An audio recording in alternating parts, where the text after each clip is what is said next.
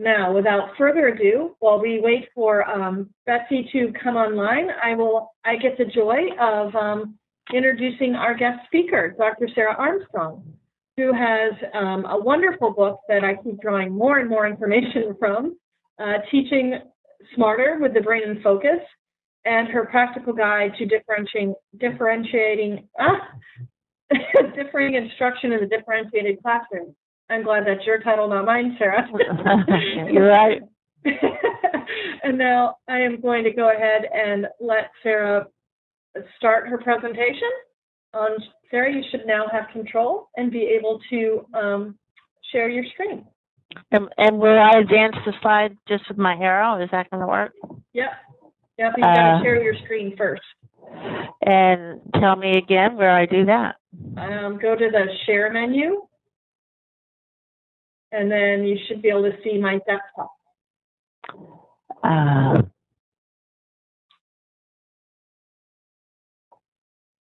There you go.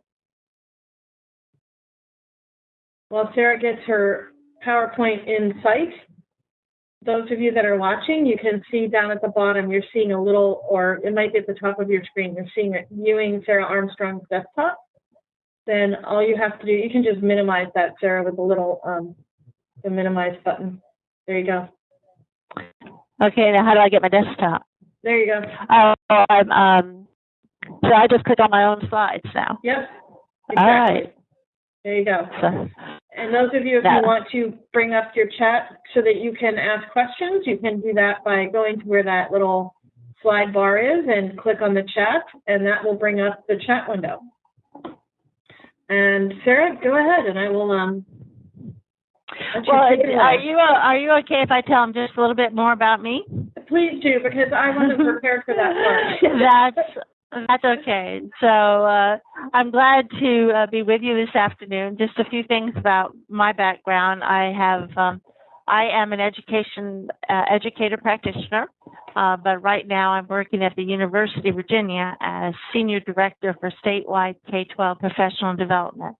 But my background is elementary school principal. Before that, a reading specialist, assistant superintendent for instruction. So I have had a lot of the practitioner work, if you would, over the course of my career. And I came to the brain, sort of became a brain junkie, if you would, in the 1980s. So I was an early adopter. My dissertation was on cerebral laterality and leadership styles and principles, and I defended in 1983. And just to put that in perspective, that was before functional MRIs became really prominent in the medical field. So we were dealing with some very early information compared to what we have today. So this has been a topic that has been near and dear to my heart for quite a while. And I just wanted to share some things with you today from a perspective of how to really put this into a school district or classroom setting. And so I've decided to walk through a few slides and then do some questions because I wanted to frame a little bit about lesson design that I think is really important. So the slide you have in front of you is a metaphor, and I'm a great believer in metaphor because one of the things it does is activate the visual memory systems and sort of connects it with the linguistic memory system, so it helps us retain information. But if you look at that slide, you certainly get some impression of what that individual is going through. But then if I were to say, how is this like teaching? That's something that makes you probably giggle a little bit, but then I know that you can find quite a few examples of those days that you think a teacher goes in totally prepared, and all of a sudden, because of a student's reaction, because of the content being inappropriate or too difficult or just something going wrong, all of a sudden we look around and say, this isn't working. So that's part of our, basically our discussion. Some of the things we're doing in our classrooms simply aren't working. And yet we sort of take off as if they are. Here's another one, and I know you sort of look at that and say, ouch, but how is this like the life of struggling learners? And we know that some of our kids just feel like it doesn't matter what they do, it's going to be hard to succeed. They're just being pushed from all sides that they're not sure if they can make it. So let me just start with that as saying we know across the country that part of our task is to try to have all kids be successful.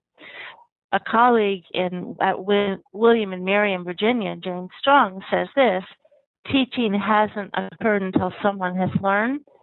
I hate to say it, but I've been in school settings, particularly middle and high, where a teacher has said to me very, very sort of firmly, you know what, it's my job to teach, it's their job to learn.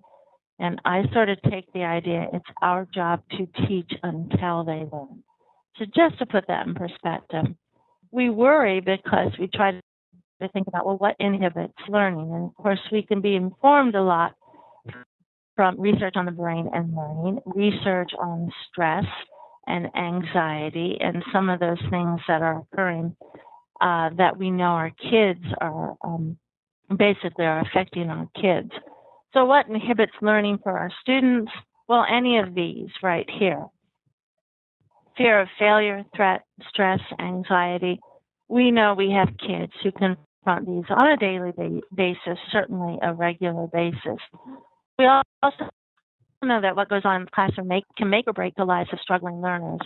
And that's an important thing because this affect, this environment is so critical, and we lose kids in part because of it. I want to show you this picture. Some of you have seen it before, but it's again a metaphor. People who know me know I love metaphor. And if you look at it closely, you sort of can say, I would ask the question, well, what doesn't belong there? What doesn't fit? And so if you go to the bottom left quadrant, you're going to see toward the very bottom of the page the face of someone in the midst of those coffee beans. And my metaphor is, you know, sometimes we just put everyone into our school setting, but in fact, we lose them in the mix. And we can't afford to lose one child. Just want us to think about that. We also have the cartoon perspectives where the kids feel like somebody care about them and it's impersonal. And we know from a stress and a feeling of belonging perspective that kids also aren't going to be as receptive to the basically cognitive learning experience that they need to have if they feel like they don't belong. And here's another example of just feeling like the classroom isn't for them. I worry about it because I know under this threat, this is what happened to the brain. There's a loss of ability to take in subtle clues. And subtle clues might be that teacher in the front putting her finger to her lips and shaking her head like, please be quiet. And a kid, you know, who takes those clues sort of nods and stops talking. Another clue might be reverts to tried and true. I'm going to see if I can get rid of this. Reverts to tried and true. If in your home setting, tried and true is the loudest voice, basically gets heard, then kids might yell when they're trying to get attention. Or if it's because I have to push at my older brother or sister to get them out of my face, then that might be tried and true. Less able to do higher order thinking, loses memory capacity, and reacts to almost in phobic ways. So we know that kids respond to stress in many, many different ways. I just want to have you, of course, we understand also that the amygdala plays a major role. And in fact, sometimes you hear the conversation that if the emotional center is too activated, it's very, very challenging and near impossible to get the higher cortex activated, and that would be the seat of new learning. So the state of the learner is very, very critical. Too much cortisol, and we know that, can actually inhibit learning. Sustained stress can damage the hippocampus. These are things that are very important as we consider what goes on in the classroom. And then we also, here's some other responses to what's going on in the individual. There is good stress. It's good. It's important to keep that in mind, that we want a level of challenge. I know many of you have worked in settings where we keep telling our students, or excuse me, our teachers, just because students are at risk doesn't mean we need to water down everything. And so I'm a big advocate of saying there is appropriate challenge and appropriate rigor. And we do need to push our students, but it's that term scaffolding that comes to mind, because good stress can be productive. And again, we know there's stress can be a healthy and necessary part of life, where problems feel more like challenges. So as you can tell, I'm going very quickly through this, but I just want to set the stage a little bit for some of our questions. One of the biggest issues about our kids at risk who are not achieving in the classroom is they give up. They give up on test taking. They just stop trying. And we know that building stamina, and Carol Dweck sometimes talks about efficacy of learning, effort. But when kids have stamina, some of the kids who struggle in terms of, for example, reading levels, if they keep trying, they're going to do better. And it has to do with a sense of wanting to have a greater impact personally. It's a choice we make sometimes. So I'm going to talk briefly about mindsets, that fixed versus growth mindset. And just, if you read the fixed mindset side, I would bet that some of you who work with kids on a daily basis are basically looking at it, and when you read those phrases like, I'm not smart enough, smart people can do things easily without any effort and I can't, or, you know, my motto is if at first you don't succeed, give up. I know that you could put the names of kids, the kids who believe it doesn't matter what they do, they're going to fail. And that fixed mindset is very, very debilitating. And that also it basically introduces those neurotransmitters that are going to make them feel more at a loss, less able to do. And so we know that's a factor. The growth mindset, on the other hand, the one where stamina counts, by making an effort, I can get smarter. Failure is just a part of learning. I can learn from my mistakes. Those are important things for kids. But it's also very important to know that teachers can often create the classroom setting where one mindset basically flourishes over another. I've seen this kid, perhaps you have too. If we want students to think, and higher order thinking is one of the things we constantly talk about in schools, it starts with what they think about and the perceptions they have of themselves as learners. And that's a critical thing. I bring in the differentiation, one, because it's near and dear to my heart, and two, because if we don't, we're simply not going to meet the needs of learners. And I just want to make a few cases here. Why is it we differentiate? Because our teaching doesn't advance the learning of every child. Because students bring a wide range of interests and background knowledge to learning tasks. Because we underestimate gifts of young people, particularly if it doesn't fit the box called school. I know, again, if you think of kids that you work with on a daily basis, you have this child in your classroom. You have this child who just is sitting there, woebegone, lacks confidence, and just doesn't believe there's anything school has to offer him or her. And I know that if we really paid attention to the aspects of what brain research has to tell us about teaching and learning, that we can influence these kids as well as many others. You know, so the question we ask is, you know, does school create at-risk kids? How many students are at risk because they don't do school? I need to tell you a quick story because there was a time when I was a principal and my superintendent, as sometimes they do, was asking me to go to another school that had great need. I had a first grade teacher had her kids write me basically goodbye letters or thank you letters. And I want to show you this one from Dwayne. As you can see, Miss Dr. Armstrong, I hope you have a good time at your new school. And I thank you for asking me, was I feeling better when I was sick? And here's the thing, I don't remember asking this to Dwayne. You know, as principals, we keep track of attendance. I probably was in the cafeteria, saw him, bent over, put my hand on his shoulder and said, Dwayne, so good to see you. I hope you're feeling better. And I went on to the next kid. Dwayne was from public housing, a high-risk kid, struggled a lot in school. And what does he remember? He remembers that someone was caring to him. And it keeps telling me how important that is. And we have to tune into these kids who are struggling. Now, many of you've seen this, but let me say a few things about it. What we need to do in our classrooms. Basically, on the left is a neuron of a rat in a metal cage with food and water. Very basic. Those little tree-like branches would be dendrites and synapses. On the right, you see rats with a bunch of friends at a theme park.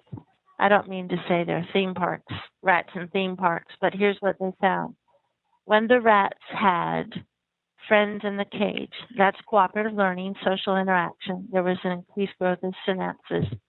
When the rats had movement, that is the treadmill or the wheel, increased growth of synapses. And when the rats had toys, and here's the key, toys that were changed frequently, that means variety, there was an increased growth of synapses. So we know there are important things about what we do in the classroom just on a daily basis to help kids be more successful. Look at this second part, particularly the idea that when our synapses grow, here's the key. The ones that remain and the ones that are pruned depend on whether they carry traffic. So let's say what we want our kids to do is higher order thinking, problem solving. We want them to deal with complex thinking. Well, I hate to tell you, if they don't get practice doing it, then it's going to be a little bit like those bus routes. If they don't get practice, that part of the brain isn't going to carry traffic. I can't tell you how many classrooms I have the opportunity to visit. And in the school improvement plans, everyone says, we have a focus on higher order thinking. And then I watch instruction and I realize that, you know what? There's not a lot of higher order thinking going on in the classroom. And so that part of the brain is sort of going out of business or not being developed. I'm saying this because I want to take a step into, and we don't have tons more slides, but I'm giving you a little bit of an overview of a few things. Critical and creative thinking. And just put it on the table a little bit. 21st Century Learning Skills says that two of the things, and you see the big print, understand interconnections among systems, frame, analyze, and synthesize information in order to solve problems and answer questions. I got to tell you, I have 4 kids, and I would just as soon they have graduated being able to do these things than being able to successfully get a passing score on some of the standardized tests or criterion reference tests they have to take. I want them to be thinkers. And so we need to basically aspire for all our kids in this area. And here's just an example instructionally, open-ended kinds of things. What are common things among these events in history? And there's so many ways to look at it. I'm going to throw in a couple of examples. Does solving a problem also create problems is a higher level question that's very important. And then, of course, we could use basically a multi-venn to look at some particular issues as far as the product. It just gives you some higher level thinking examples. Here's another one using some children's texts on the theme of immigration. And the nice thing for those of you in Common Core states, which probably many of you, all of these books right here actually have primary documents, primary diaries or documents embedded in text. So it also means that Common Core desire to have primary text. I love pictures already, so how can we activate the visual memory systems with the basically in our thinking? So you can look at this picture and say, well, how's this like global warming? And have kids make connections. And of course, it might be very timely to say, how's this like the 3 branches of government? And I'm sure we could actually do quite a few things with that at this point. I'm going to ask you to take a test for just a minute because I want to make a point here. So I'm going to put up some information. I'm going to give you 12 seconds to memorize it. And this is an honor system. What I'm going to ask you not to do is write them down. Just try to memorize it by looking at the screen. So here you go, 12 seconds.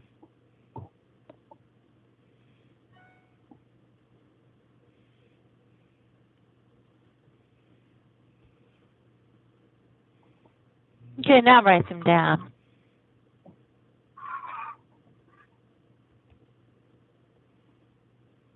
So there are 15, and if you were in a workshop with me, I'd say how many of you have all 15, but I would wager not all of you. So we're just going to look at that again. I'm going to have you look at some letters. I'm going to give you 12 seconds to memorize it.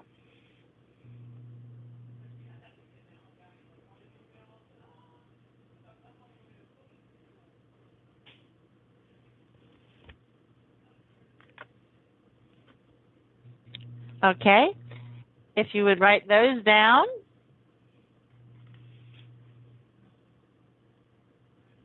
Actually, I was missing a slide here. What you know is this, the exact same letters. The reason the second set works is because it connects to something you already know. So here's another thing about thinking. It's that activating prior knowledge. The brain wants to make sense out of its world, trying to determine what's meaningful. Every encounter with something that requires the brain to fit the new information into that existing memory category. If it doesn't hook to something, it's not going to be retained. So we either find the experiences and hook new learning or maybe create the experience. Here's another example. If you look at this, and I were to say, tell me what you see, I would wager there are a few of you who are saying Dalmatian.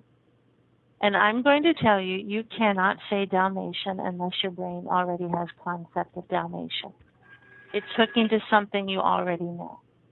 So, if you aren't sure about the Dalmatian, here's an example of what it would look like. But when you say Dalmatian, it's because you have information in your brain and you are hooking to it. So just a few things on engaging learners.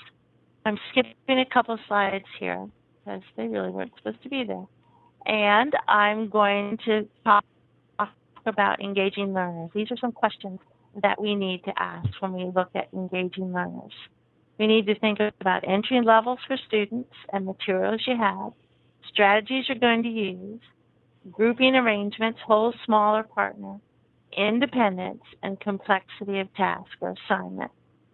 Now, by the way, that will be on that PowerPoint will be there, so it's a really good checkpoint for teachers when they try to think of how do I keep my kids involved. All right, so we're going to put it all together with a time factor here. The brain prefers a pulse learning pattern. We tune into something, and then we back away. We tune in and work with it, and then we take a break. Basically, how long can a learner stay in the same state of attention? And it's around the age of the learner, plus or minus 2 minutes. I know sometimes they say 20 minutes, but I got to tell you, 20 minutes is too long for a lot of our kids. I think it's much more logical to think about this, plus or minus 2 minutes. Now let's take ninth graders. When they start school at the beginning of ninth grade, most are 14. That means some of them have around 12 to 16 minutes that they can tune in the same state. And yet high school teachers will sometimes try to show a PowerPoint for 20 to 25 minutes, and then they wonder why the kids get antsy after 12 minutes. So really, we've got to pay attention to the state of the learner. How long can a student stay in the same state before she or he needs to shift their state? Here's an example. You're a listener when your teacher's talking. You're a note taker when you're doing some journal activity. You're a collaborator if you do a standing think, pair, share, or a think, pair, share. If you're working in a cooperative group in art, you're basically something else. Those are attention state change. If you want low-hanging fruit, then go back to your classes and figure out when your kids get antsy. And I guarantee it's right around the age of that learner. And change it up, and you deliberately change their state. If you're not changing their state, they're going to change it anyway. So those are some things to think about. There are exceptions when kids are highly engaged, which I'll just mention again. So sometimes you have that 8-year-old who will sit and stare at a dinosaur book forever and ever, if they're deeply interested in a topic. But by and large, it's that age of the learner. We have just tackled a smattering of things right now. The bottom line is we have to take what we know about the brain and learning, and we have to be intentional about applications of research. And so what I'd like to sort of encourage you, it's not the successes, it's the learning experiences that really count. And, with that, I'm ready to sort of tackle some questions that you might have. And I know that Betsy is back on, and hopefully she is. Can you hear me this time? Yes. Oh, right. And you need to do me a favor and correct something I wasn't prepared for and give Sarah a proper introduction, please. Oh, okay. Well, Sarah is quite a remarkable person, as you've probably concluded from what we've just been hearing from her. She is the Senior Director of K-12 Professional Development for the School of Continuing and Professional Studies at the University of Virginia in Charlottesville. And which reminds me, I just have to say, I became a grandmother at 4 o'clock this morning, and my granddaughter's name is Charlotte.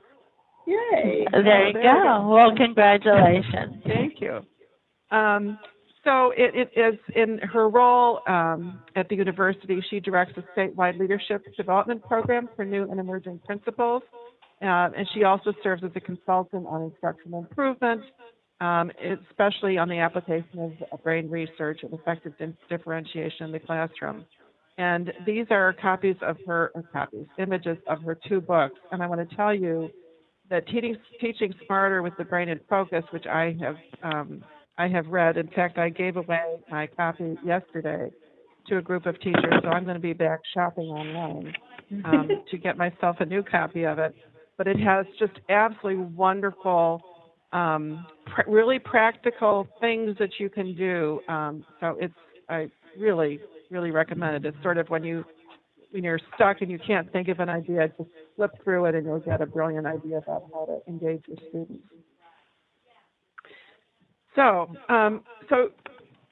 Sarah, you were talking about activating prior knowledge. You referenced that, but so how do you, other than giving your students a test, I guess, which you could do, are there other ways that you have seen people effectively assess or get an idea of students' prior knowledge? And then when you're actually in the classroom, how do you help them activate that? That's really interesting because I think we could spend quite a bit more time on it. And the question is, it doesn't always have to be an assessment. It doesn't always have to be a formal test. In fact, I spend some time, and I don't think we're sharing anymore, but I spend some time providing examples of it's sort of like almost a do now, but just in brainstorming activities, how we can actually activate prior knowledge.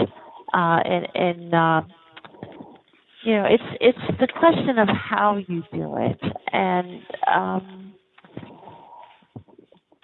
sometimes the teachers try to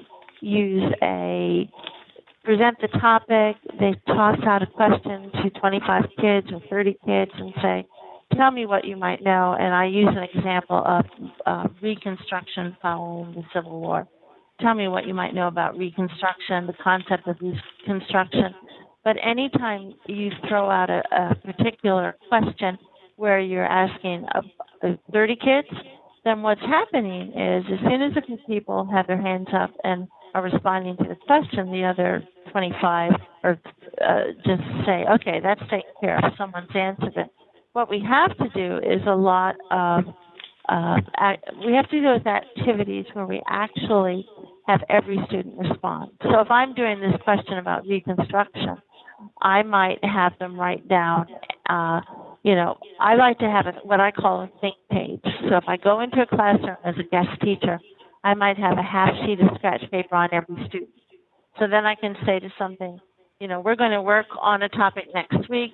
The topic is called Reconstruction. I want you to write down 2 or 3 words that might come to mind when you think of the word Reconstruction. So I have everybody writing down something, and then I'll say, turn to a partner and share your words, add a few new words. Part of it is simply, how are we tapping into the prior knowledge of kids? And am I just getting a couple kids basically over and over, or am I asking and requiring every kid to respond? So that's a very simple first step. Don't settle with just a few kids during the response.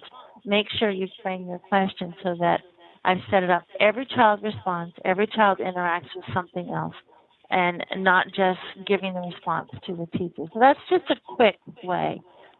Pre-assessments are fine, but also you have advanced organizers. You read some of Marzano's work on advanced organizers. A lot of different ways that we can do it without it being a multiple choice pre-assessment. A short answer, a lot more to it, but anyway, that'll give you a little bit of information. That's just great. Sarah Sautel, have we had questions in the chat window from any of our participants? No, we haven't. Okay, well, I have some more.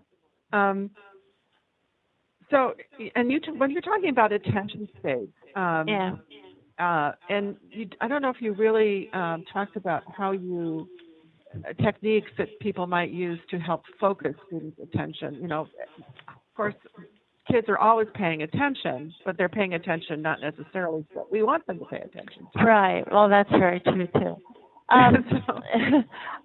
Just a couple stories on attention states, which these are from teachers. But for example, when we talked about the age of the learner plus or minus 2 minutes, one of the things, for example, Linda, who's a first grade teacher, sort of threw up her hands at one point laughing and said, that explains circle time. And I said, well, what do you mean? She said, well, I have all my kids come up on the rug and we're doing circle time, but invariably about at minute 5 or 6, somebody says, his foot touched my back or his elbow hit me.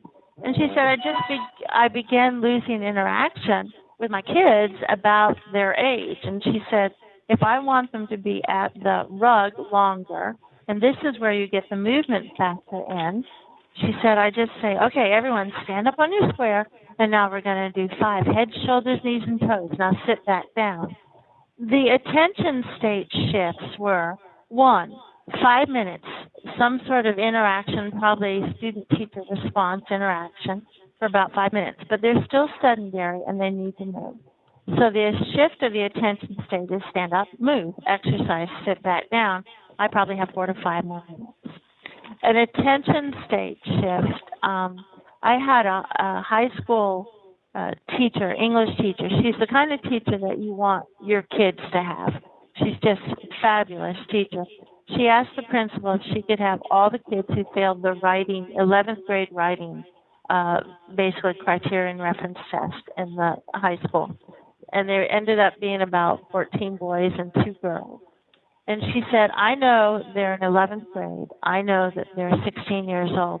I will never even though we have 90-minute block classes, this was her commitment to me. And she's a fabulous teacher. She said, I will never ask them to stay tuned in more than 15 minutes on any particular task without a change of state. Now, someone might say, well, what does that mean? Do I just have to, what do I do with them then? And lots of times state changes are very fluid. It's like stopping a conversation, saying, okay, stand up, and it's a standing, basically, turn and talk, or a standing think, pair, share. We've just discussed this particular thing, or in this writing class, you've just written your draft. I want you to stand up and talk to the person across the room, not someone next door to you. That's a state change. Some of it is just when to know that they have been saturated and must have a state change. And I will tell you, when we push them beyond that, and it works in faculty meetings, those of you, if any of you are principals, adults have 20 to 25 minutes, and our teachers are just as tough as, sort of just as squirrely as our kids if you go over 20 to 25 minutes without changing their states. So those are some examples. I feel like this is one of the most doable. This particular state change information and using visual, basically metaphor, visual tools to help higher order thinking are 2 of the easiest things with the biggest return that you could do for kids. So, my MBA students as well. Do we have another? Keep them from going. We did have some questions when people were registering. how do you get teachers comfortable with using brain research in their practice? This is new for a lot of folks.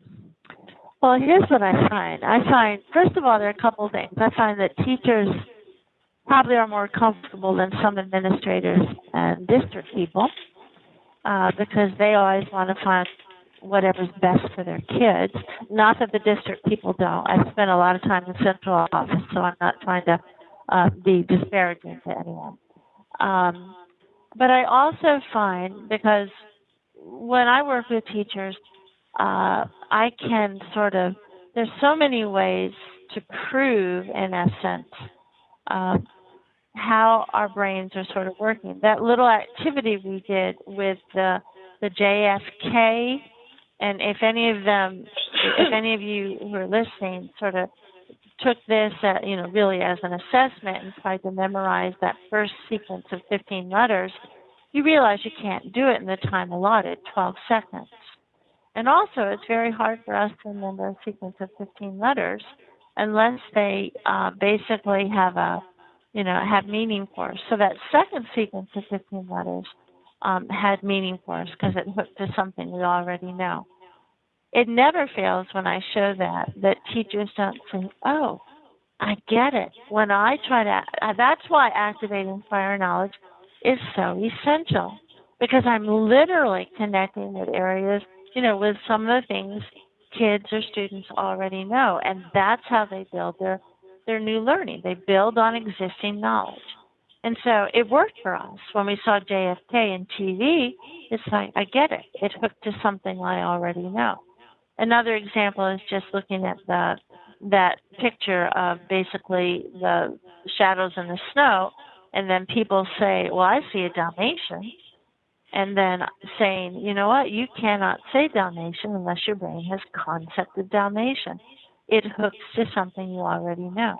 Some cultures don't have spotted dogs, so someone might say dog.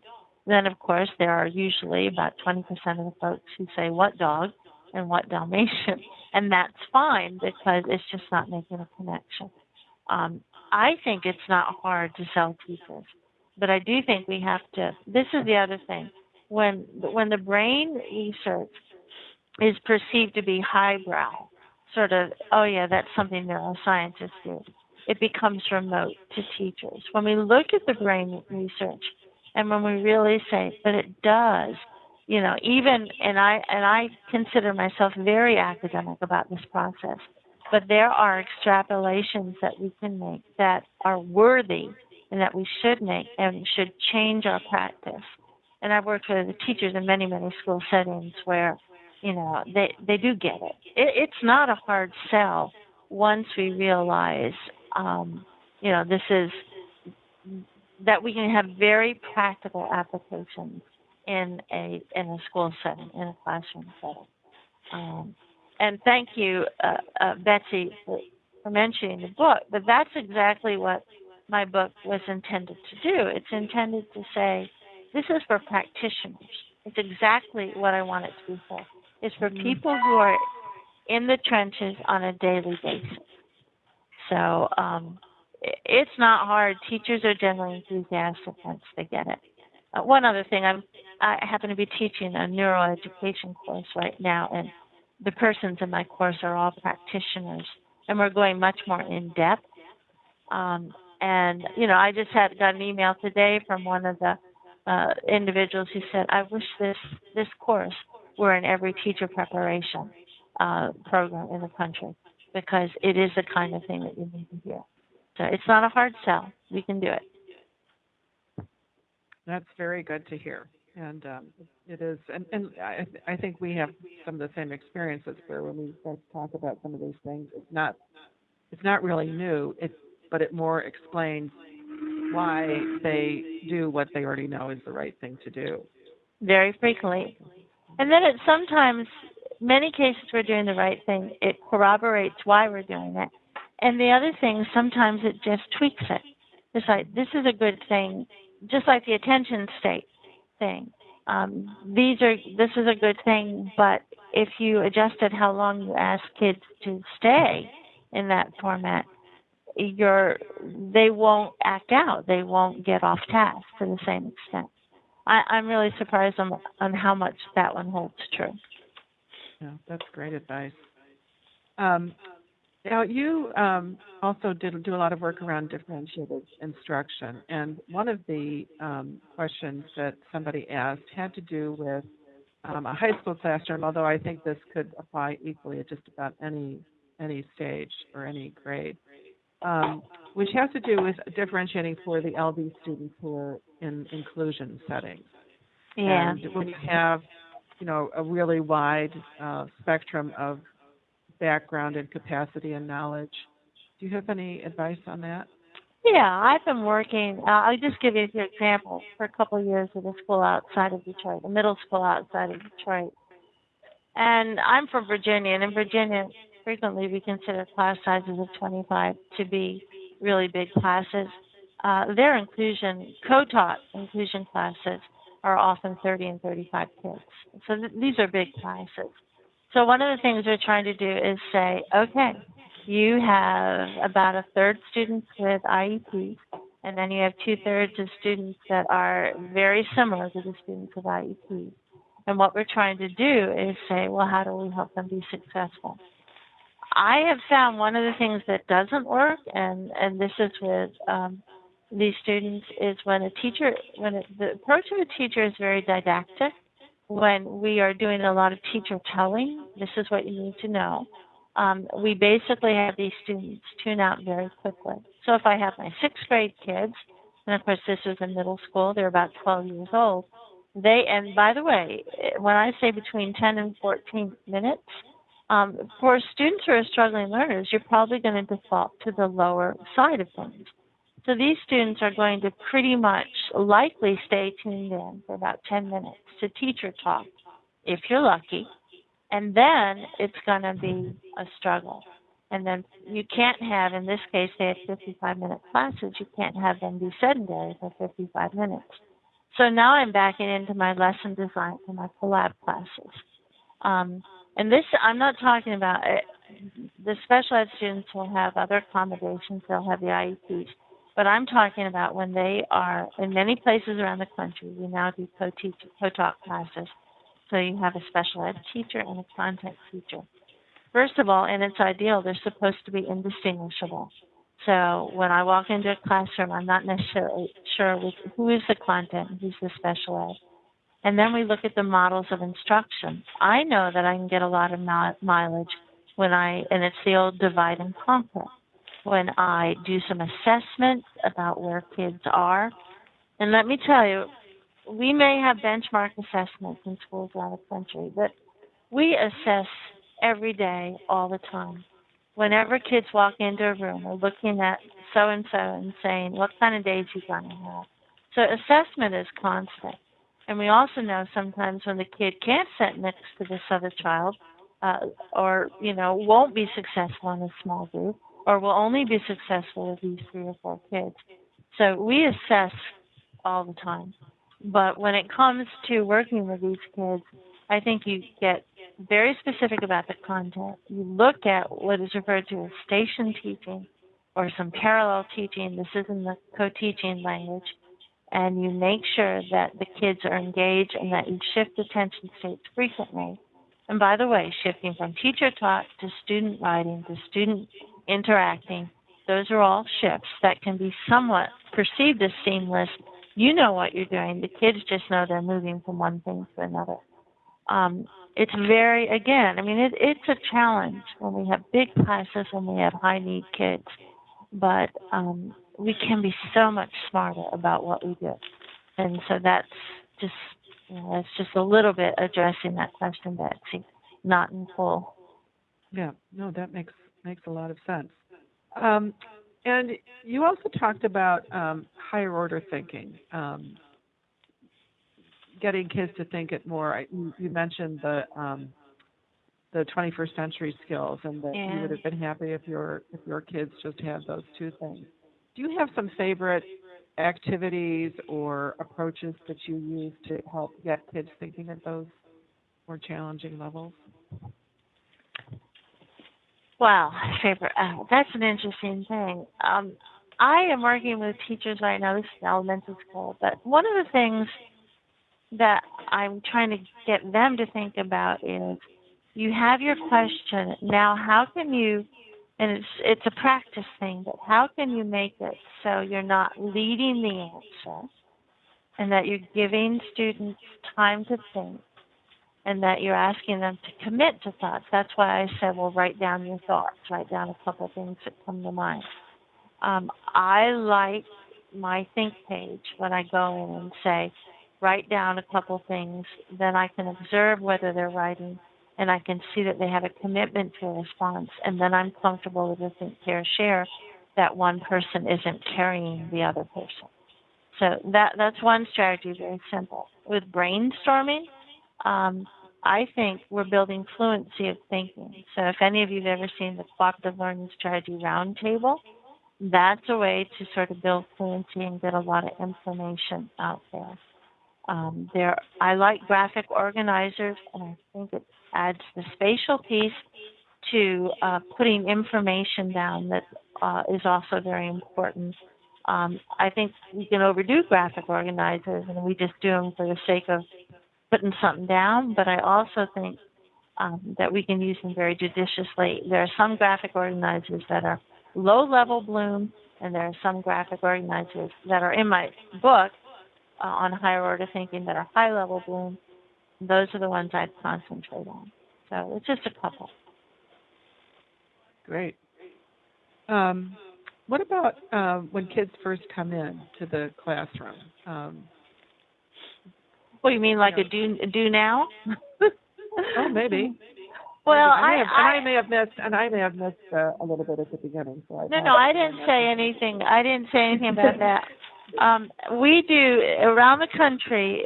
People are doing do now, and I know they talk about bell-to-bell teaching. But here's my thing with do nows. First of all, very frequently they're very rote, so they're not high level.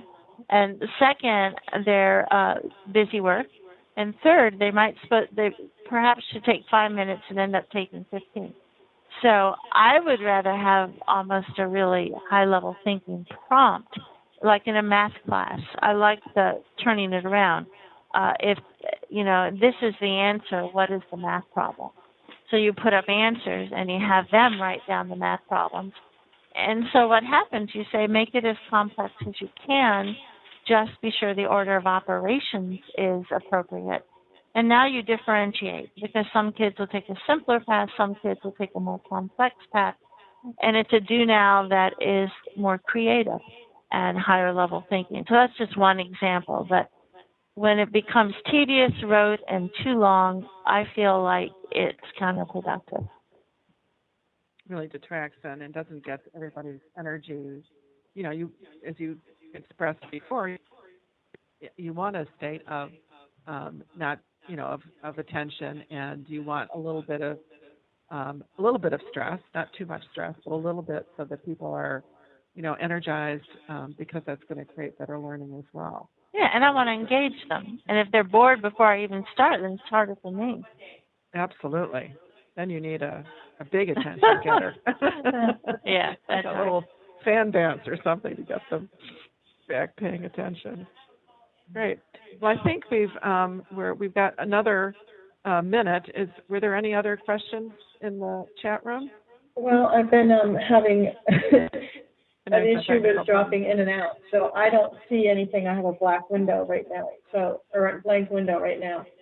So I haven't seen any questions come in. Okay.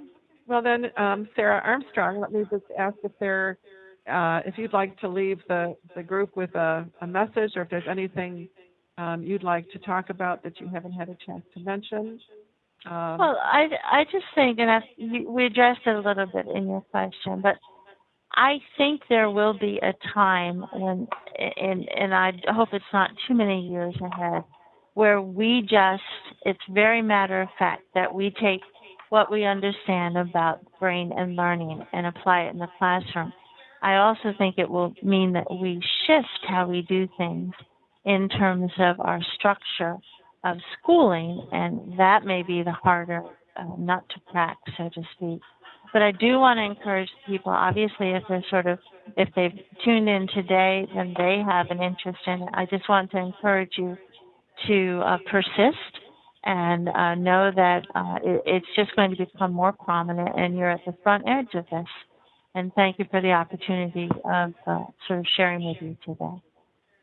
Sarah, thank you for leading us at the leading edge, and hopefully we didn't lead anybody over a cliff, but just to the leading edge of where we want to be, where we get a great view of things that are going on. I can tell you that if I had known back when I was first teaching half of what I know today, it would have been a totally different experience.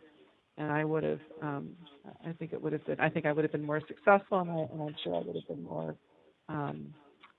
more satisfied by the experience. I would have felt much different about it. So anyway, so thank you so much. You've shared some wonderful ideas and concepts and some very practical things as well on it can help people apply brain research in the classroom. And we want to thank you very much for being with us today. And I want to thank everybody on the phone for being with us today. And we hope you enjoyed the webinar. Apologize for the technical issues at the beginning. And we will be, you will get a copy of the slides, which Dr. Armstrong has been kind enough to offer. And we look forward to seeing you in a future neuroscience and education webinar. Thanks, and everybody have a great day. Thank you.